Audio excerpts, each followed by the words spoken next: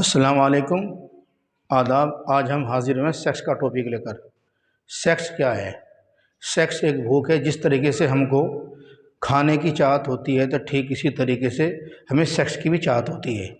جس طرح آدمی کھانا اتنا کھائے جتنی پیٹ کی ضرورت ہے، میری ضرورت ہے، تو تندرست رہتا ہے، ٹھیک اسی طریقے سے اگر آدمی سیکس کو نارملی طریقے سے کرتا ہے تو تندرست رہتا ہے۔ جس طرح زیادہ کھانا کھانے سے اس کو مچلی لگ جاتی ہے، قے لگ جاتی ہے، الٹی آنی شروع ہو جاتی ہے، دست لگ جاتے ہیں، بہت سی بیماری چالو ہو جاتی ہے۔ ٹھیک اسی طریقے سے جب ہم سیکس کو زیادہ کرتے ہیں تو ہمارے جسم کے اندر بہت سا پریورتن آنا شروع ہو جاتے ہیں۔ جسم کے اندر کمزوری آ جاتی ہے، بھوک ختم ہو جاتی ہے، نیند زیادہ آنے لگتی ہے، پیشاب 5-7 مرتبہ آنے لگتا ہے، اور جو کھایا پیا ہوتا ہے وہ لگتا نہیں ہے۔ جب بھی انسان کھانا کھاتا ہے، کھانا کھانے کے بعد فوری انسان سنٹس جانا چاہتا ہے، پیٹ میں درد اٹھنے لگتا ہے، مروڑ ہونے لگتا ہے، اور پھر وہ لیٹرین میں چلا جاتا ہے۔ مطلب یہ ہوتا ہے کہ جو کھانا کھاتا ہے آدمی، وہ صحیح طریقے سے اس کا جو طاقتور حصہ آنتیں ہضم کر کے جسم کو دیتی ہیں تو وہ ہو نہیں پاتا، وہ پہلے ہی نکل جاتا ہے۔ تو ٹھیک اسی طریقے سے جب ہم سیکس کو زیادہ کرتے ہیں تو ہمارے جسم کے اندر بہت سے پریورتن آنے شروع ہو جاتے ہیں، بدن ڈھیلا ہو جاتا ہے، جسم کے اندر ایک عجیب قسم کی حرارت رہتی ہے۔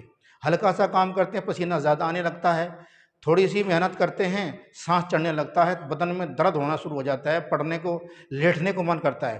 اس کی بہت سی وجوہات ہیں۔ اگر ہم اپنی اہلیہ کے ساتھ صحبت کرتے ہیں، سمبھوگ کرتے ہیں، تو آپ جب سمبھوگ کریں جس وقت آپ کا من کرے کہ واقعی بغیر کسی خیال کے اس کے اندر تناؤ آ جائے، یہ اس کی بھوک ہوتی ہے۔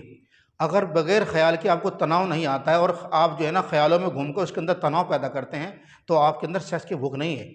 سمبھوگ کرنے کا صحیح طریقہ یہ ہے کہ آدمی جس وقت بغیر کسی خیال کے اس کے اندر تناؤ آ جائے اور بار بار تناؤ آتا ہو تو یہ سمجھ لیے گا اب اس کی بھوک جاگی ہے، اب اسے اس کی بھوک ختم کرنے کی ضرورت ہے۔ یہ طریقہ ہوتا ہے۔ پر آج کا معاملہ عجیب ہے، جس کی شادی ہو چکی ہے وہ بھی اسی اسٹیج پر پہنچا ہوا ہے، اور جس کی شادی نہیں ہو چکی ہے وہ بھی اسی اسٹیج پر پہنچا ہوا ہے۔ وہ اپنے ہاتھوں سے اپنی طاقت کو ختم کر رہا ہے۔ جس کی شادی ہو چکی ہے وہ دن رات اسی پہ لگا پڑا ہے۔ یہ جو طاقت آج ہم ضائع کر رہے ہیں لذت کے چکر میں آ کر، مزے میں پڑھ کر کے ایسا ہوگا اور ویسا ہوگا، اس طاقت کی ضرورت آپ کو مرتے دم تک ہے، جس کو آپ 30 سال 35 سال کی عمر پہلے خرچ کر دیتے ہیں، اس کے بعد پھر آپ کی حالت زار ہو جاتی ہے، آپ کی حالت خراب ہو جاتی ہے، جسم کی صحت گرنے لگتی ہے، یہاں تک کہ آپ سوچتے بھی ہو اور ہاتھ بھی لگاتے ہو پینس کے پر انتشار پیدا نہیں ہوتا۔ اس لیے آپ ان چیزوں سے بچیے، اور جب تک جو میں نے بتایا ہے کہ جب تک اس میں بغیر کسی خیال کے انتشار نہ ہو جائے، اسٹینڈنگ نہ آ جائے، بغیر کسی سوچ کے، جب تک آپ صحبت نہ کریں، اگر آپ یہ صحبت کرتے ہیں تو آپ کی طاقت بننے والی ہے۔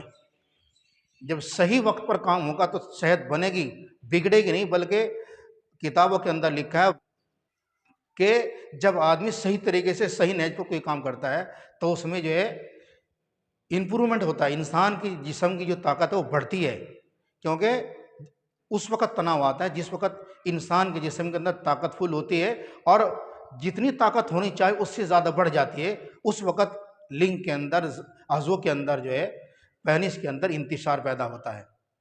جو لوگ اس طرح کی زندگی جی رہے ہیں وہ اسی زندگی جینا بند کریں اور اپنی زندگی پر توجہ دیں کہ مجھے جینا ہے، اپنے بچوں کے لیے